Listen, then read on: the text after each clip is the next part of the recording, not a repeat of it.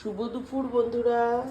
আজকে বৃহস্পতিবার আর আজকে চলো দুপুরে কি কি রান্না করেছি একবার দেখিয়ে দিই। চলো, এই হলো ভাত, আর এটা করেছি মানকচু আছে না, মানকচুটা একটু মুগ ডাল দিয়ে একটু শুকনো হয়ে গেছে দেখো, কিন্তু এইভাবে রান্না করলে খেতে ভীষণ টেস্টি হয়। রান্নার রেসিপিগুলো আমি দিই, তবে এই চ্যানেলে দিই না।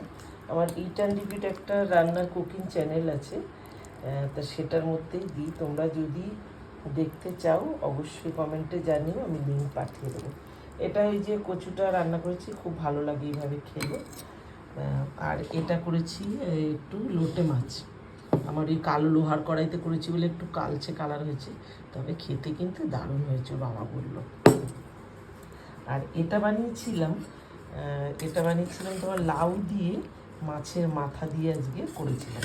একটা মাছের মাথা ছিল, এমনি ওই কাতলা মাছের মাথা দিয়েই কিন্তু করেছিলাম ওটা, এটা তাই করলাম। আর আজকের এই রেসিপিটা আরও একটু অন্যরকম করেছি।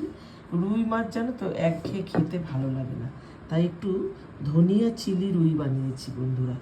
দেখো, একদম শুকনো শুকনো করেছি। আর এটারও রেসিপি আমি দেবো ইট অ্যান্ড রিপিট চ্যানেলে, ভীষণই টেস্টি হয়েছে খেতে। মশলা দিয়ে মানে ধনে পাতা, একটু রসুন, বাদাম, কাজু বাদাম, চিনে বাদাম এই দিয়ে করেছি, খেতে বেশ ভালো হয়েছে। একঘেয়ে হয়ে যায় না, দেখবে রুই কাতলা মাছটা না একটু একঘেয়ে হয়ে যায়।